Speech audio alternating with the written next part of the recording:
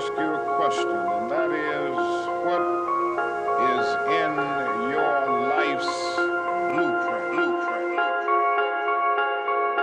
This is Jeremy Till, the host of the Operator Podcast. We'll be taking you on a journey with us, interviewing some of the top performers in their field on how they operate and get the job done. At the end of the day, we want to be our best. We're going to help provide the information, the data, and the science of how to achieve that, mentally, physically, and spiritually. Let's go!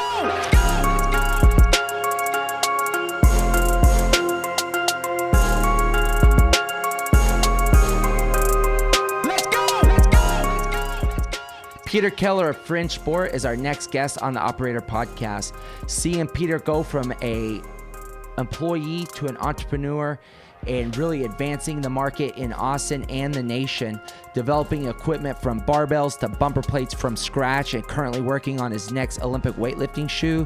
He's an innovator, and really, even going to the fact that the man travels all around the world, going to the manufacturers in China, really taking the product from a drawing board to creation is pretty amazing, and you just don't see it in the space. So it's an honor to have him on, and excited to see what he does with his company into the future. I like to start the podcast with going back about 10, 11 years. I remember when we first met at UTB under the bridge, right? Yeah. So, when we started, this year will be our 12th anniversary of having our CrossFit affiliate. And I know it's probably was 11 years, like really in the early stages, because at that time, what were you doing for fitness 11 years ago? Were you running? Yeah, I was mainly running. So go back a little bit further than that. In high school, I had played soccer, but honestly, I was never good enough to make it on the school team. And that was something that was always like nagging at me. Then I went to UT for college, and I basically got fat. And one of my friends, actually my college roommate, was like, "Hey, Pete, you need to be moving around some more."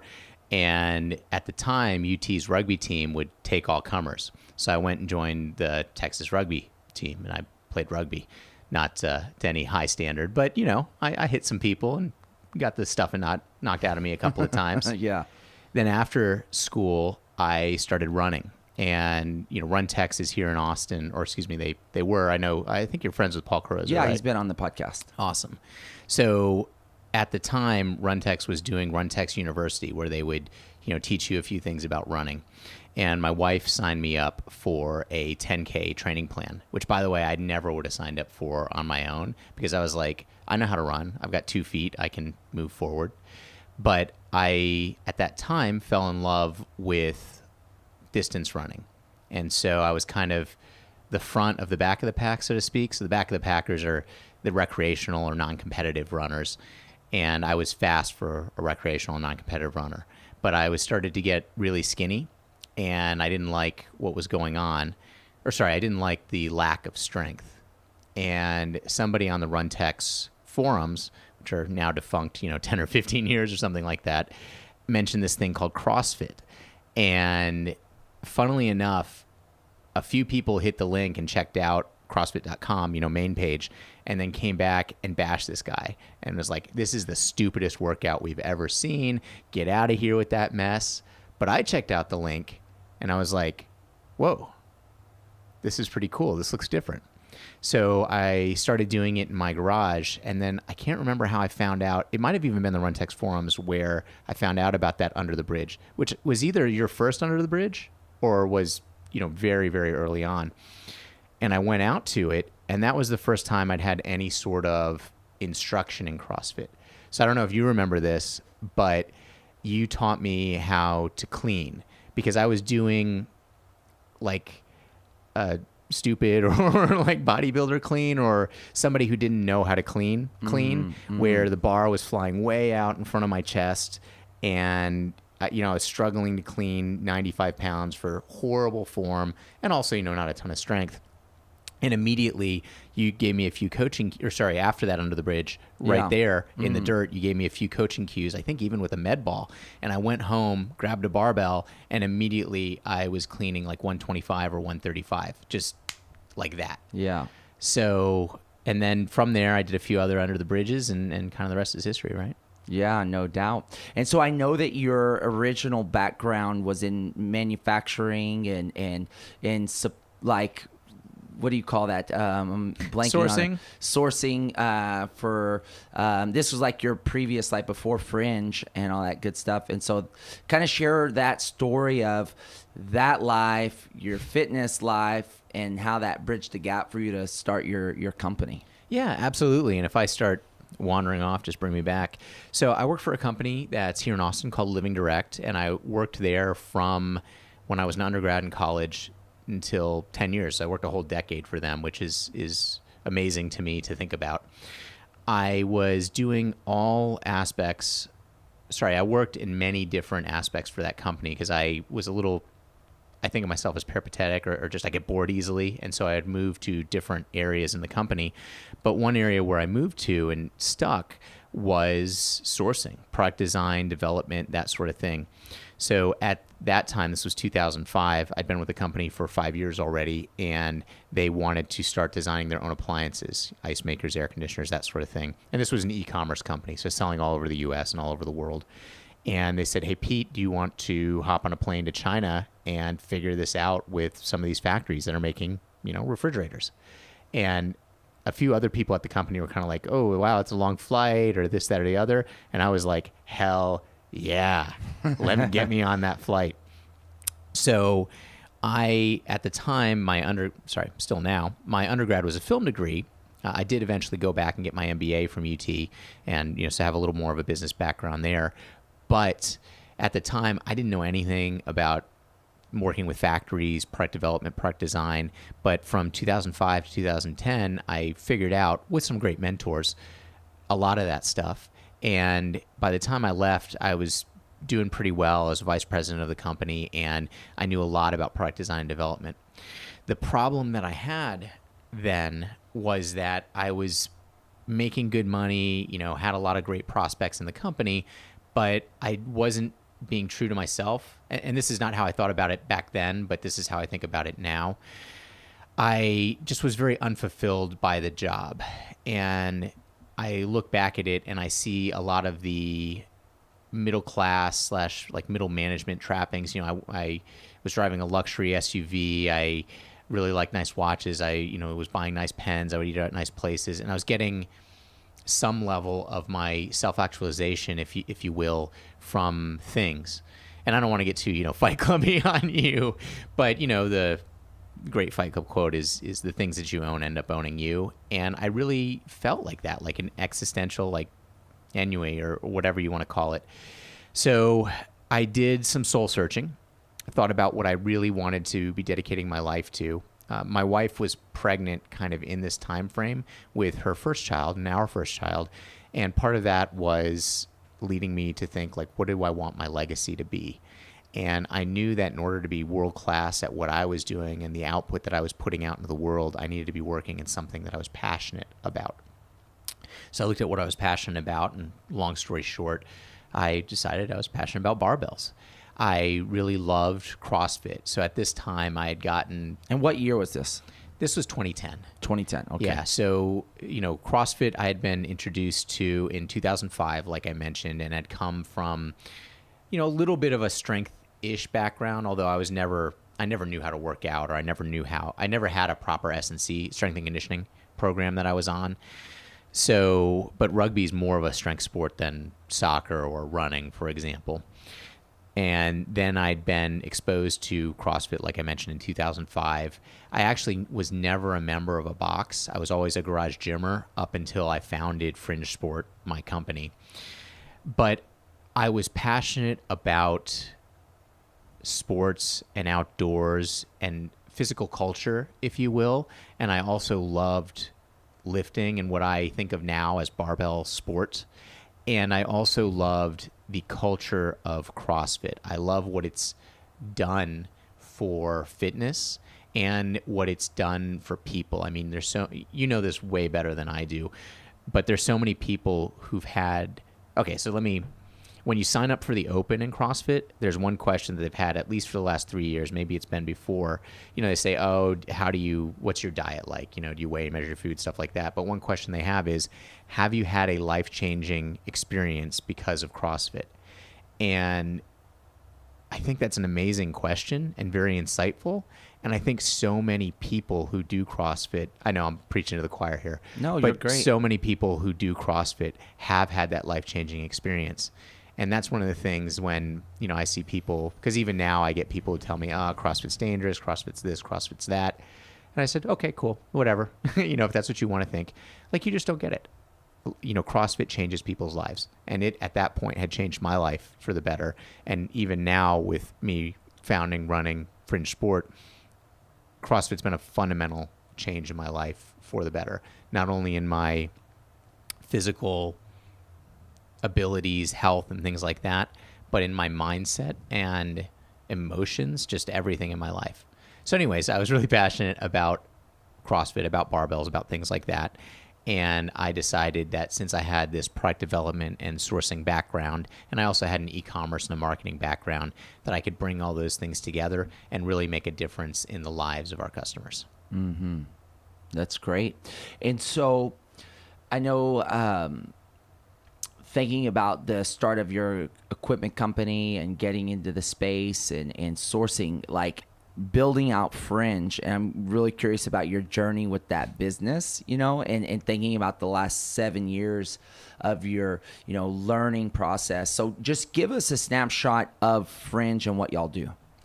Yeah, so snapshot as it is now is we say that we are helping our customers lead better lives, healthier lives, and leading the garage gym movement. So I said the word CrossFit a lot previously. To be very clear, we have no affiliation with CrossFit, but we do outfit a lot of boxes and a lot of people who use that training methodology in their garage gyms. But that's really been our huge niche, is people who are training in their garages and then also helping boxes and other affiliates with the equipment. So we make barbells, kettlebells, weight plates, everything that you might see in a box. We manufacture and sell on the internet, mainly in the US, but also all over the world. So e-commerce company that sells barbells is pretty much what we're doing. Mm-hmm. Are you allowed to talk about your new project that you're in development of right now? Which one specifically? Yeah, sure. Sorry. I'm actually a pretty open book about everything. So Jeremy was in my office last week. Yeah. And I'm working on some lifters, so some weightlifting shoes. And that's been a passion project of mine because I believe that there's not a high quality, accessibly priced lifter on the market. So I'm lucky that if I want to lift in Nike Romaleos or the Adidas, sorry, I'm blanking on the name of the high-end Adidas shoes, but I'm able to lift in those if I want to because, I've done all right. Yeah. But I feel like in addition to CrossFit, I really love weightlifting, snatch and the clean and jerk. I didn't even know really what these things were before CrossFit introduced me to them. But they're such functional and foundational movements for everything that I believe more and more people in the US at least are going to continue to find and fall in love with these lifts. And I believe that it's not accessible for many people to spend $200 on a weightlifting shoe. So I'm developing a shoe that I believe will perform similarly at the same level as those $200 shoes, but going to come in at a much lower price point and also be something that looks good, that you put on and you feel strong and you're able to rock and roll on it. So that's one project that I'm working on. I'm pretty passionate about it, actually. I've got, you're in my office. I've got easily a dozen different pairs of weightlifting shoes, which are both prototypes and then just other models on the market. So I'm aware of what other companies are doing. But yeah, it's a great project. We'll probably hit in about 3 to 6 months. That's awesome, man. Well, I know over the last 7 years of building Fringe, you've managed your business in the growth phase of, where it started with 0 sales to where you are today. And your management styles, from what I've understood and what you've communicated, has changed, and your approach has changed. Can you kind of give us an evolution of how you started out and how that's evolved and where you are today? Yeah, absolutely. I'd love to. So it is interesting. I was listening to the podcast with Brian Schoenbaum before, and I haven't seen Brian for a couple of years, but I knew him maybe 2 years ago or something like that and had some interactions with him. And one of the words that he used very often, other than VUCA, is intentionality or intention. And it struck me when I was listening to that podcast with him that a lot of what I've done, I've had a lot of intentionality in, let's say, one quadrant of my life, but not a lot of intentionality in another quadrant. And so this is my introduction to say that I believe when I started my company, I had a lot of intentionality around being extremely valuable and honoring our customers, but I didn't really think about my leadership and management style very much. And as a result, I've had a lot of growth there. And I kind of laugh when I say I've had a lot of growth there. What I basically mean is I think I was a really bad manager and leader when I started Fringe. I think I had the right intentions for our customers, but maybe wasn't as cognizant or intentional with our employees. So let's go back to the start of Fringe. So here I am coming off a actually very successful run as an executive in a, not a large business, but good sized medium. Okay. So when I left Living Direct, they were right at around $50 million in revenue. So that's a decent sized business. I was a VP commanding a fairly large portion of that business. I had a lot of pride around what I'd built there at Fringe in my corner and what I'd helped contribute, at Living Direct, and what I contributed to in my corner. And so when I made the jump from essentially being a successful executive to an entrepreneur, I thought, hey, this is going to be easy. Like, I've helped run a substantial chunk of a business at a $50 million scale. Running something at $0 scale is going to be, piece of cake. And I learned that, getting something from 1 to 50 is different from getting something from 0 to 1. So basically, back then, I was hiring my friends. I was hiring people who were very into the idea of working for a startup, but not necessarily having a ton of either experience or the actual desire to do the dirty work. And I don't mean dirty as in like bad or underhanded, but the grind is what I'm talking about. So I wasn't hiring people who were dedicated to the grind. And to be honest, I wasn't dedicated to the grind myself either. I was like, I'm the founder. I'm the CEO. I mean, when you're the CEO of nothing, like, who cares, right? But it's a title that, just like I wanted the luxury cars before, maybe I wanted the founder CEO title to make me feel actualized instead of having that self-actualization come from within. So I think I was hiring poorly. I definitely wasn't managing well. I wasn't setting like, here is how I'm going to determine if you're successful or if you're a failure. And then I wasn't coaching at all. To the extent that we had, let's say, performance reviews, the performance reviews would be kind of like, oh, here's the good stuff that you did. Here's all the bad stuff that you did. You better fix this bad stuff and you better bring me more of this good stuff. Otherwise, you're out of here. And we were good enough at growing the business, and the business was exciting enough that we weren't having a ton of people flaking out necessarily. People were just sticking with it. But I think that if you looked back at the work environment, while exciting, it probably wasn't a very good work environment. And I definitely don't feel that I did right by those early employees in terms of developing them and preparing them for the future. So if we fast forward to now, I'm certainly not going to claim that I'm the best leader or best manager now.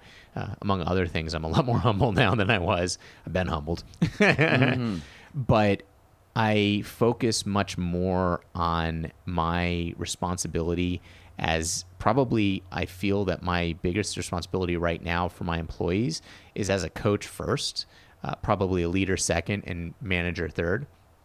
And maybe there's a tight race between all those three and not a lot of gap, but I focus a lot more on coaching and helping people be better, because they're going to be better today for me when they're working in the office. Hopefully they'll be better people as well. And then they'll be better tomorrow for working for Fringe, hopefully, or wherever they work in their careers.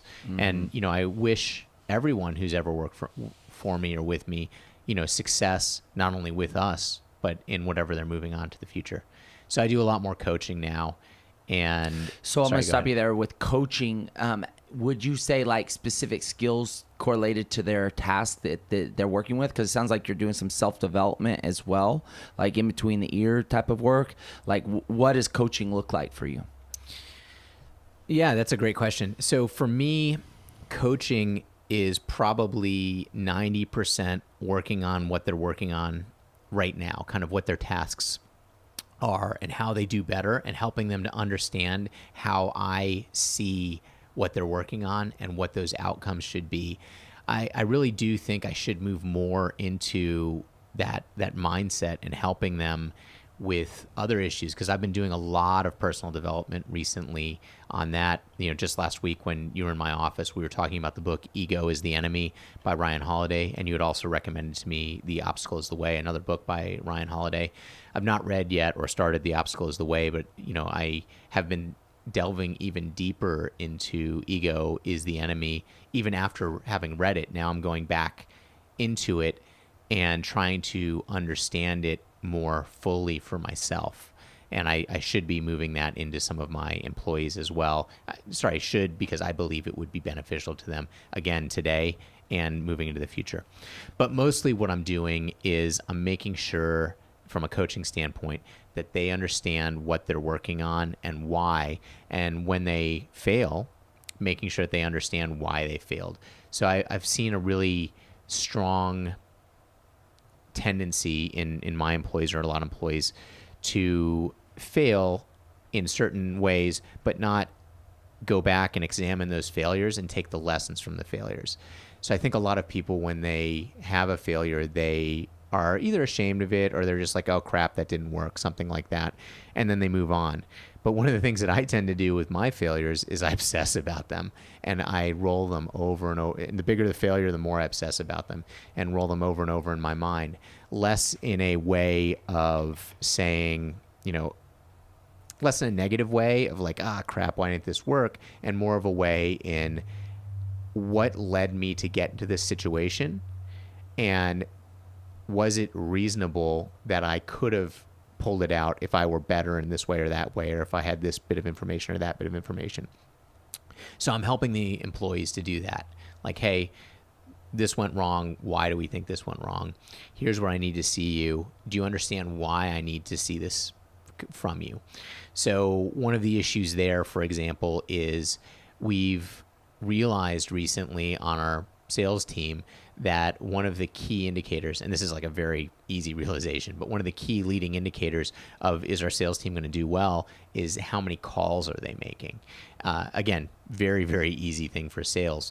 But before that, we'd said, well, maybe we don't have to make that many calls. We can do some emails, or maybe we can do kind of this marketing campaign or that marketing campaign. And then it's like, nope, it just comes back to that grind, like I mentioned before, of if you're making the calls, you're going to make your quota. If you're not making your calls, you're not. So I'm helping my sales team understand why they need to make those calls, but then providing the accountability that, like, you got to make those calls. Mm-hmm. So I don't know if that answered your question. Absolutely. And so going to Ryan Holiday's Ego is the Enemy, what is like one or two takeaways from that book that's really, I haven't read it yet. And I got to hear Ryan speak a month ago. And he's really talked about the creation of that book stemmed from his work with American Apparel and the downfall of that company due to ego. I don't know if that's referenced at all in the book, but he kind of shared with that was his observation of the CEO and the operation that he helped build through his marketing and saw fall apart as he was there, as he saw it kind of tank. Yeah, I'd love to talk about this because this is my current obsession is this book. And also I recently gave a very small talk, kind of a book report on Ego is the Enemy, because I'm in Toastmasters. And actually I was preparing for it when you were in my office last week. I was talking your ear off. Yeah, that's all right, man. Hey, you're here. So after that little presentation that I gave on Ego is the Enemy, somebody referenced me another podcast called Startup, where they actually followed Dov Charney, who was the CEO of American Apparel, the ex-CEO at this point of American Apparel, with his new startup. And they followed him for some number of months and produced a good, maybe 5 hours of podcast content around that. And that was really interesting to me, especially paired with reading that book, Ego is the Enemy, because I don't know, Dov, but speaking from reading Ego is the Enemy, reading news stories about Dov, listening to this podcast about Dov, I think that it's fascinating to look at him, a gentleman who's extremely driven by all accounts to change the way clothes are produced, to go from clothes being produced by children in third world countries where you literally ruin the child's life by having them make a cheap t-shirt for you. You have young women at 20 years old or whatever that can't use their hands because of the work practices in these sweatshops. So this is a gentleman, Dov, who said, no, we can't do that. We're going to change to sweatshop free labor.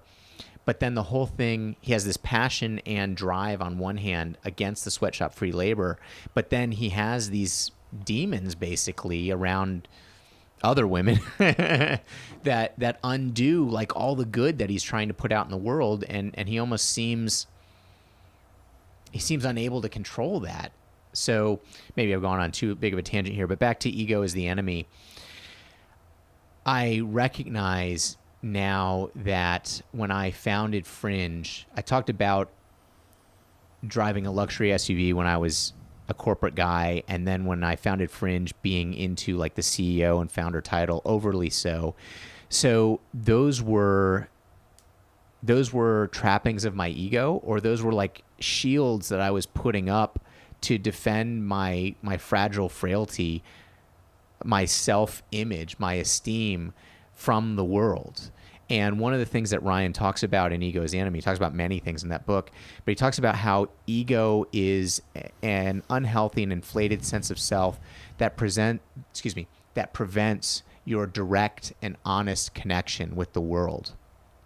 And I think that was a huge problem. I mean, I'm sure it's still a problem I have today, so I'm not going to say like I'm Peter Keller, I conquered my ego. But I will say I'm Peter Keller. I'm someone who's working on this every single day and thinking about this and trying to be better. But so I think in the early days of Fringe, and even going back to when I was younger, I was preventing myself. I was trying to protect myself. And in doing so, I was preventing myself from having a direct and honest connection with the feedback loop that the world is going to provide.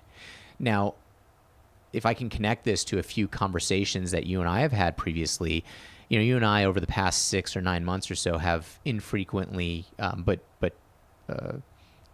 joyously or pleasurably for me, met, and we've talked about a bit of your faith journey, and we've talked about a bit of my faith journey.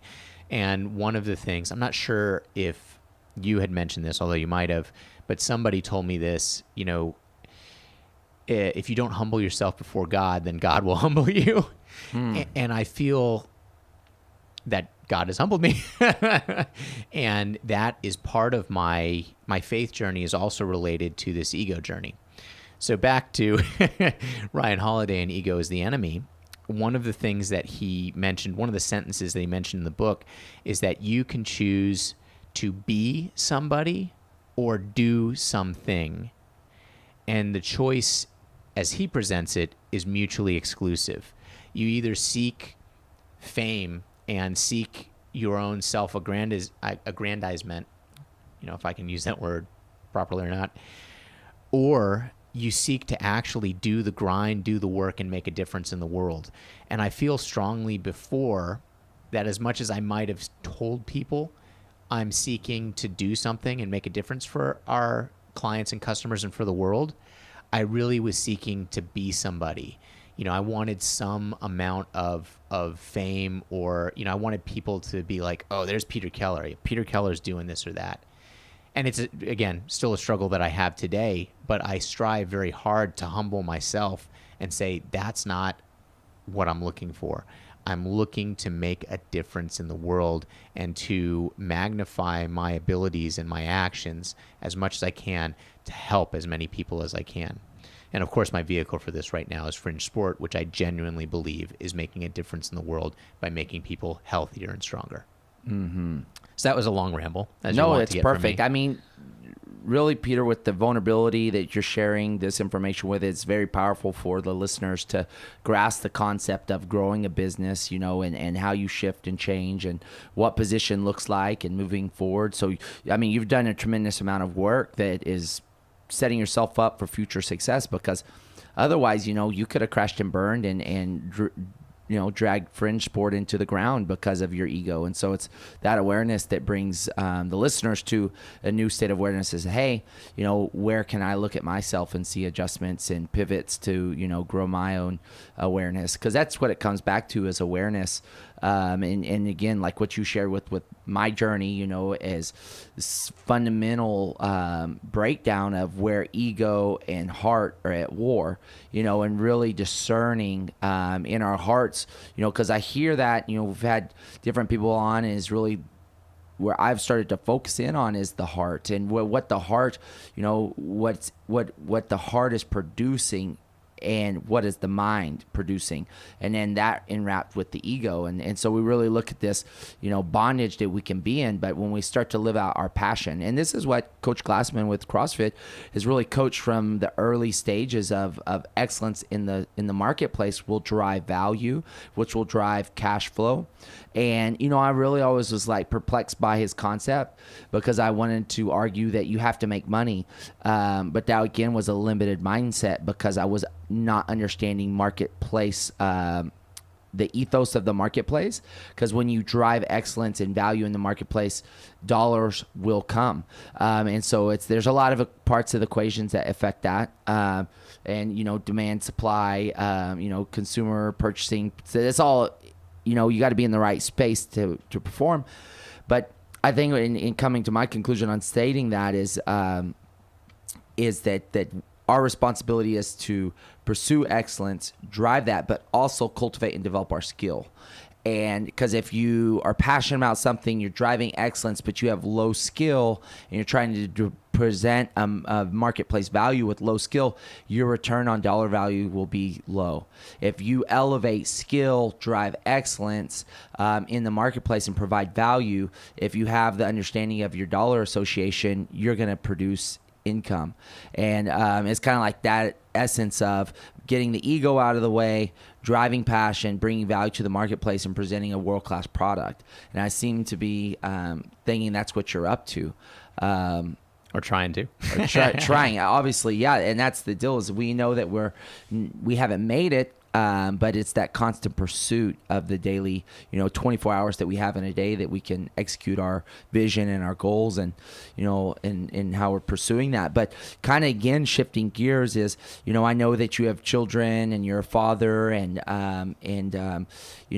tell us how, being a father, being an entrepreneur, challenging the ego, like how's that been in your household, and how's that really impacted your shift? Because I imagine it's had an impact on at the family, at the home. Yeah, absolutely. So one thing that has always been huge on my mind, so this is really interesting, or at least interesting to me. My parents got divorced when I was about 13 years old. I've got 3 brothers. I've got a stepbrother and a stepsister. And the divorce was very painful. It took years, and there's lots of fighting in court and out of court. It is really, big and bad and painful. But despite all of that, I never doubted for a minute that both of my parents loved all of us kids with basically all of their hearts. And all of the pain there were a lot of reasons for that, and a lot of reasons for the long divorce. But I came out of it with this idea that family is so impactful and so important. So I bring this background into my life journey and my entrepreneurship journey. So even if Fringe failed, what's most important, or fails in the future or whatever, what's most important to me is my family, and is being a partner to my wife. A great partner to my wife, great husband to my wife, great parent to my daughters. And especially because I have daughters. I mean, it'd be similar if I had sons, just in a little different way. But the example that I set for my daughters is going to be what kind of gets imprinted in their brain in terms of how a man interacts with a family, and how a father and husband and partner should be. So they're going to look for that when they kind of go out into the world. So it's tremendously important to me to be a great father, great husband, that sort of thing. And one of the things that I love about being an entrepreneur is that I can create, to some extent, my reality and kind of my workspace or my workflow. So I do travel extensively for Fringe, but when I'm here in Austin, I am able to be very present around my kids. So for example, this morning, it's morning in Austin as we record this, I woke up at about 6:40 and started getting my kids ready for the day, made a little bit of breakfast for them, woke up my 7-year-old so that she could go to school, and then help my wife as she made their lunch. And then I walked both of them to school, my 7-year-old to second grade, and my 4-year-old to daycare. And then kind of did a little work from home and came in here. And tonight I have something to plan, but most nights I'm home for dinner with the family, and then help my wife put the girls to bed. And I coach their soccer, and I just try to be extremely present in their lives. And also the passion that I bring to growing Fringe and making an amazing company for our customers, and then the self-development that I do for myself and trying to make myself a better man, a better person, human leader, CEO, husband, all this stuff. I try to bring that to my interactions with the kids. So I try not to be on the phone, very much when I'm with them. I try to be very present when I'm with them. I try to make sure that they're having experiences that are going to be meaningful to them as they grow up. And one thing about those experiences, so I have a friend who recently got divorced, and every weekend that he gets the kids, 2 weekends a month or something like that. He always goes and does something special with the kids. And I said, oh, well, that's really great. You're doing something special for the kids. And he said to me, oh, yeah, I'm just making memories. I only get them for a set period of time, so I need to make sure they remember that time. And, he said that, and I went away and I thought about it, and I was like, I'm not, we're not divorced, but I should be making memories for my kids also. I shouldn't get divorced and then say, hey, I got to make memories for the kids. I should do it now. And so I try to do things that are very memorable with them on a weekly basis, maybe not a daily basis, but on a weekly basis. So they remember that stuff, because that's going to be, formative to them as they grow up. And it's going to, educate them on how they should be approaching the world and what they should be doing. And I'm really proud of both my kids, proud of my wife. But my 7-year-old is just a very adventurous girl. She's in Girl Scouts, and she's doing sleepaway camps and going fishing and canoeing and all this stuff. And I'm just like, wow, she doesn't seem to hang back and think about doing this stuff. She just jumps in and does it like it's normal. And I don't know. It's something that gives me a lot of pleasure. Anyways, that's what I got. That's great, man. Well, so, you've run the gamut of doing your business and learning. What would you say one of your biggest learning lessons has been in doing the equipment business? And what is something that's really been profound and really maybe shifted or changed or for you? So we talked about the ego thing before. I think the biggest shift and change is this idea of servant leadership, which actually was reinforced with me on my faith journey, because that's a big thing in the Christian faith is this idea of the servant leader. And that's what I'm trying to do day in and day out, is say, I am serving my employees, I'm serving our customers as a leader, and seeing what do they need from me, and then trying to be the best person, the best leader, coach, manager, whatever that they need, and bring that out of me and just be better and better and better every day at helping my employees and my customers. And that may sound a little, I mean, honestly, even as I'm saying it, it sounds a little bit unclear or just kind of gray area. But basically what it comes down to is I believe that I need to be better than kind of everyone else in order to blaze that trail and shoulder that burden of setting the standard, so to speak. And not in a negative way, like I'm better than you, but in a positive, like servant leadership way of here's what I will do for my team and for my customers, and making sure that I'm, instead of enjoying, like, let's say I enjoy the trappings of success, but instead of kind of resting on my laurels and saying like, oh, I'm successful, whatever, saying no, because I've reached a certain level, I need to rededicate myself and work even harder to reach the next level.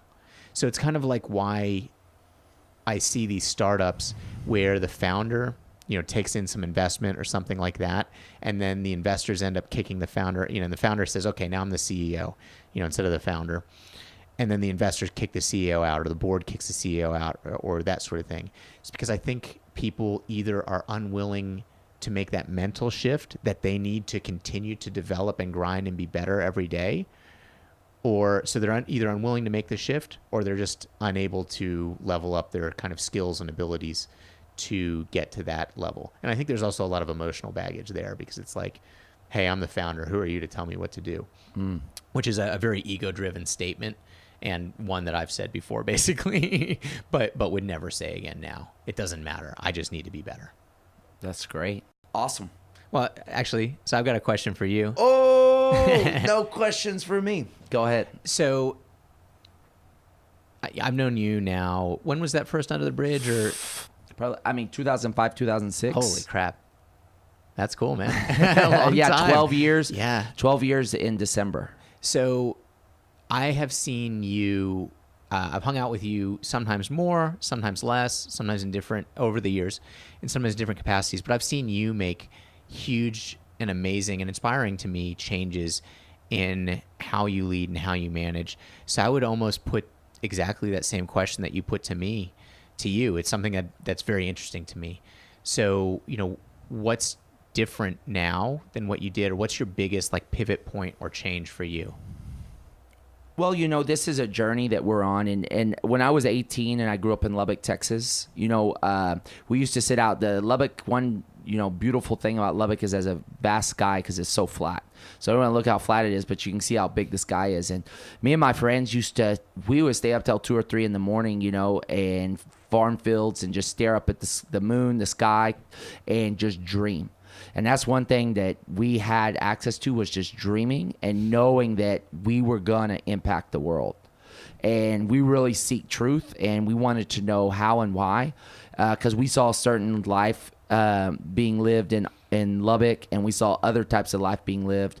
And so that was the preset of seeking truth and being hungry, right? And we were into The Matrix and these movies that kind of expanded your perception of reality.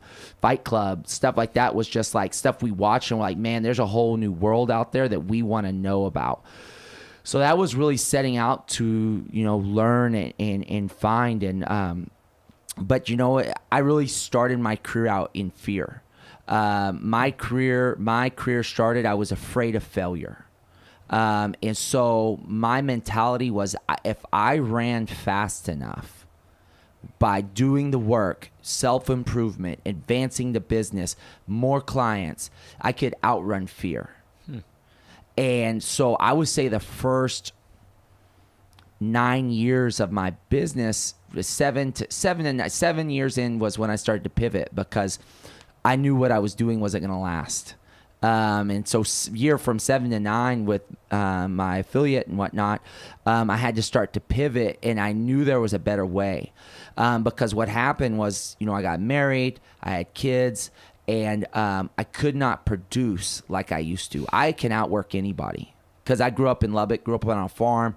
We worked get me up at 4 a.m, I'll go to bed at 12. I'll do it again 6 days a week, and I won't flinch. You can't outwork me.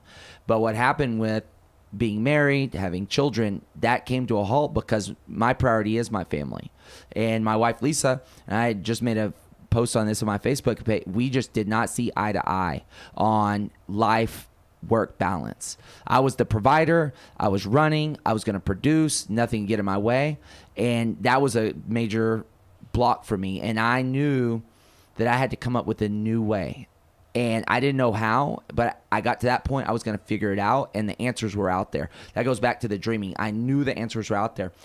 And so what happened was, when you hit that part where if I said the God thing, humbling or not, God humbled me tremendously. And I had to learn a new way. And through that new way of learning, I've learned tremendous. That's what the Operator Podcast is all about, is understanding the nervous system, but also understanding the technology of the body. And what happened was, I've been enamored with the heart my whole life. And as a Christian, a believer, the Bible references the heart 688 times, directly and indirectly. And the heart is what I've built on, because I'm very low talent and a lot of heart and hard work. And I knew that this thing called love was transformational.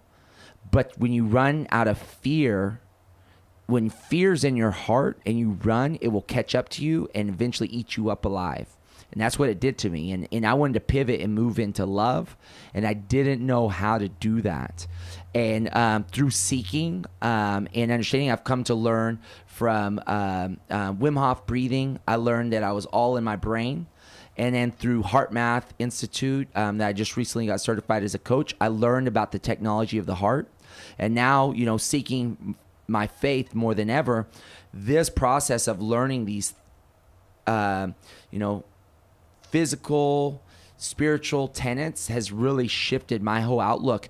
And now where intention, so I've started to learn these questions of like intuition, the question of intention. Where does this manifest from? And it manifests from the heart. So whatever we put in our heart comes out of our mouth. Whatever manifests out of our heart comes out in our actions. And so once we get clear and aware of what is seated in our heart, which can happen in your past, which can happen now, if it's hatred or fear, will manifest. And I've started to create awareness around my heart and where love is. And now that I began to manifest from love, and that's my set point that my attention drops out from and comes through me, my new language, my new experience in this planet is love. And it sounds cliche, and it was to me when I would hear that. But now through scientifically data points of heart math that I've learned, and now through putting in gratitude and thankfulness in my heart, through my creator, through my experience, I'm manifesting through love, which is a total different energy resonating in the field that we live in. And that's been a shift. So when I get into that, I have to do it every day. I have to reset the platform every day. My heart have to reset every day to start anew. You do build momentum. You do build habits based in that will build momentum into the future, which is starting to happen for me, which I'm getting more relationships, but the people feel it. So when you start to say, what is it? You shift, you change, is people feel the love. But we have to build it, because love is a muscle. And if you build the techniques to build that muscle through gratitude, thankfulness, and other techniques I've learned through heart math, that muscle can start to create impact that can personify out into the world, and it's a totally different life experience. And that's what we're doing. You turn this into a pitch for Operator, but that's what we're doing with this, is we want to teach entrepreneurs and people living life, everybody that operates their life, the skill sets of building awareness around their operating system, which is your nervous system and your heart and your physical body, how to put that into practice on a daily basis to build that muscle. So you have strength in your intuition, increased resilience, and impact in your environment. So we can transform the country and the world through love.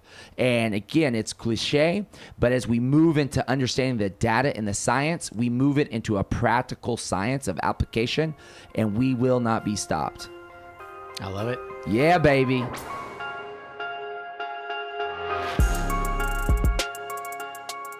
Thank you for joining us on the Operator Podcast. Please join us on our virtual platforms, Facebook, Instagram, and Twitter, and we will see you soon.